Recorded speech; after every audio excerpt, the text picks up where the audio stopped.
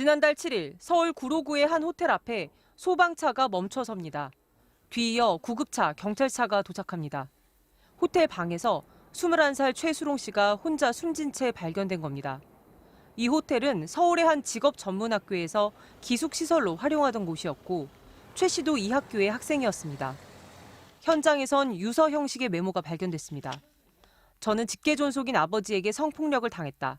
그런데 10달이 지나도록 사건에 진전이 없다로 시작하는 메모였습니다. 무슨 일이 있었던 걸까? 작년 마지막 날, 최 씨는 아버지로부터 저녁을 사겠다는 연락을 받았습니다. 20년 전 가정폭력 문제로 어머니와 이혼한 뒤 사실상 연락이 끊겼던 친부였습니다. 아빠 사는 것도 좀 봐야 되지 않겠냐. 딸이 돼갖고 응? 막 그런 식으로 해가지고. 이날 아버지는 최 씨를 자신의 집에 데려갔고 갑자기 신체적인 접촉을 시작했습니다. 속옷까지 벗은 아버지를 보고 겁이 난 최 씨는 화장실로 피해 문을 잠그고 언니에게 전화를 걸었습니다. 하지만 아버지는 강제로 문을 따고 들어와 최 씨를 폭행했고 아빠는 다 허용된다면서 성폭행까지 시도한 것으로 전해졌습니다. 너 누구네도 나와요. 그래도 아빠 친딸이잖아 내가. 아빠가 나한테 이렇게 하면 안 되지. 막 사정을 해요. 당시 통화가 연결됐던 언니의 전화기에 고스란히 상황이 녹음됐던 겁니다. 아빠 집에 있다고 해서 저도 놀랬거든요. 일단 녹음 그게 할 게 없었어요. 그 당시에. 최 씨는 경찰에서도 이 같은 상황을 구체적으로 진술했지만 가해자인 친부는 범행을 부인하면서 기억이 안 난다고 말한 것으로 전해졌습니다. 경찰과 검찰은 친부의 강제추행 혐의만 인정해 지난 7월께 재판에 넘겼습니다. 성폭행 미수 혐의는 물론 폭행과 감금 혐의조차 인정하지 않았고 구속영장도 한 번도 청구하지 않았습니다. 재판 날짜마저 친부의 수술 등을 이유로 예정보다 2달가량 미뤄지면서 가해자는 계속해서 불구속 상태로 지내왔습니다. 심지어 변호사를 통해 1,000만 원에 합의하자는 의사까지 전하기도 했습니다. 갈수록 고통이 커졌던 최 씨는 마지막 메모에 이렇게 적었습니다. 언론에 뜨지 않는 사건이라고 사법부는 눈길조차도 안 주는 걸까? 얼마나 피해자들이 더 가슴 아파하고 눈물 흘리고 고통 속에 살아가야 할까? 이어 친부의 실명을 적으면서 어머니에게 끝까지 싸워달라고 부탁했습니다. MBC 뉴스 조재영입니다. 수사 단계에서 구속을 면한 이 친부는 피해자가 숨진 뒤 친모인 전 배우자에게 연락해 사건 무마를 시도하기도 했습니다. 결국 법원은 피해자 사망 후 처음 열린 공판에서 가해자를 법정 구속했습니다. 이어서 유서영 기자가 단독 보도합니다.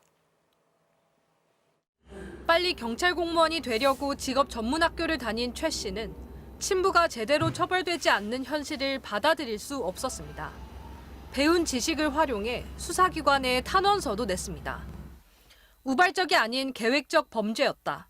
강제추행뿐만이 아닌 간음 혹은 추행 목적 유인죄가 성립돼야 한다고 촉구한 겁니다. 사회 상규에 현저히 반하는 자식은 폐륜아로 정의되는데 부모를 그렇게 정의하는 단어는 왜 없냐며 엄벌을 호소하기도 했습니다. 변호사를 선임을 했더라고요. 가해자. 거기서부터 애가 스트레스를 많이 받았어요. 집행유예로 나올 수 있다는 거를 저는 법을 배웠기 때문에 아는 거예요. 하지만 경찰과 검찰은 증거와 정황상 강제추행만 인정된다는 판단을 바꾸지 않았고 친부에 대한 구속도 시도하지 않았습니다. 가해자가 부인하고 어떤 사법체계가 믿어주지 않는다든지 그럴 때는 엄청난 절망을 느끼면서 그러다 최 씨가 숨지자 친부는 사건을 무마하려는 듯한 행동에 나섰습니다. 최 씨의 어머니에게 연락해 자신도 고통스럽고 배 아파서 낳은 자식 먼저 보내는 심정에 충분히 공감한다며 유서를 보고 싶다고 한 겁니다. 또 당신과 얘기하고 정리하고 싶다. 해를 가할 생각은 전혀 없다는 메시지까지 보냈습니다. 해치지는 않겠다. 그렇게 왔잖아 문자가. 더 무섭잖아요. 그게 해치 없다는 얘기지 뭐. 두려워진 어머니는 경찰에 신변 보호를 요청해 스마트워치를 받아야 했습니다.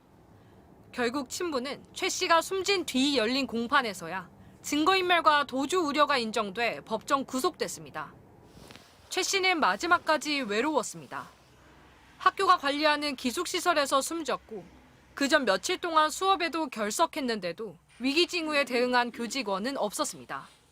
심지어 숨진 뒤에도 사흘 만에야 발견됐습니다. 최 씨가 연락이 되지 않는다며 지방에 있던 가족이 직접 오고 나서였습니다. 가족인지 누군지 알 수 있는 상황도 아니고 문을 열고 확인해 주세요라고 요청하는 것 자체가 그렇잖아요.